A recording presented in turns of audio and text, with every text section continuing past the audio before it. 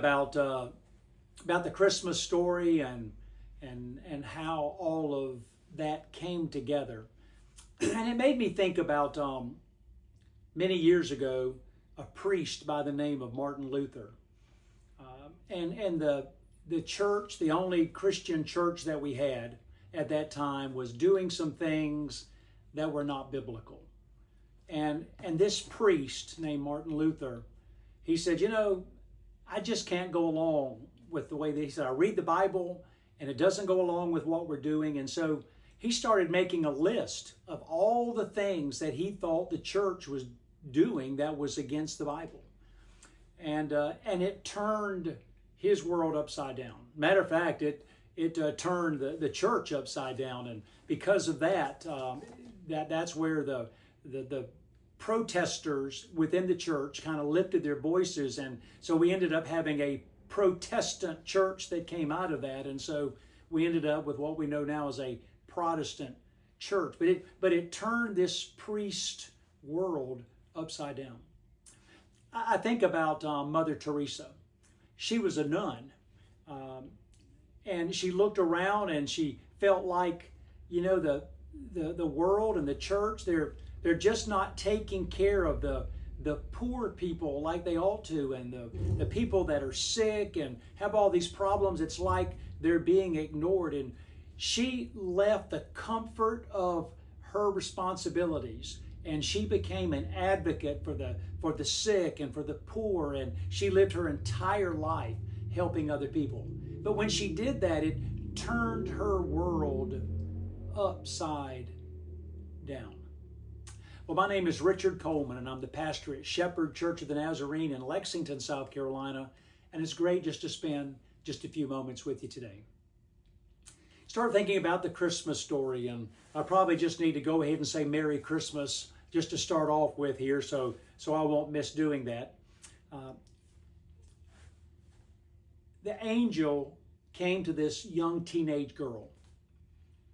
I mean, she had her life planned, like so many of us at that age. And she was engaged. I'm sure she and Joseph had talked about how many children they would have, probably where they would live, and she'd probably already told him maybe some special pictures that she would like hung on the wall. I mean, she had her life planned, I'm sure. And suddenly this angel appears to her, and he tells her, he said, "You have found favor with God." Well, I'm just going to throw a little something in there that's not in the Bible, but I think it's true. And I think the angel could have said it, and it would have really been true. He could have said, "You have found favor with God, and God is getting ready to turn your world upside down." It's hard for us to fathom. I mean, it's certainly still an issue in today's world, but in that day, for her to end up being pregnant when she's not married was like a really, really, really big deal. She would be looked down upon. Joseph would be shamed. I mean, it's all of the things that would go along with that. But yet she was willing to be in God's will and do what God would have her to do. God called her for a special assignment. And sometimes we hear about God calling people to be a missionary. Sometimes we hear God calling someone to be a minister. Sometimes we might even think about the fact that God called Mary to be a parent. Not just any parent, but an exceptional parent. And so I realize that whether God calls you to be a missionary or a minister, maybe He just wants you to be the best parent you can be, or the best sibling that you can be, or the best child, or best whatever it may be, that God wants you to be the best that you can be. A call from God. And sometimes that call from God might actually turn our world upside down when we go all out and say, "I'm going to be the very best that I can be for God." I was reading in Romans chapter 12 the other day, and the Apostle Paul was saying God gives us all different gifts. He gives us some the gift to serve, And Paul said, if God gives you the gift to serve, then you really need to serve well.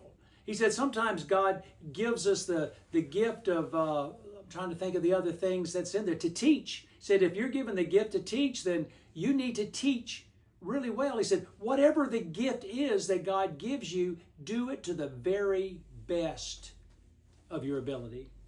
And so that's my challenge to you today on this Christmas Sunday, that you would be able to be the very best that God has called you to be. So may the Lord bless you and keep you. May His face shine upon you. May you have a wonderful Christmas. And remember the reason for the season, and that's Jesus Christ. Thanks for taking the time and viewing today.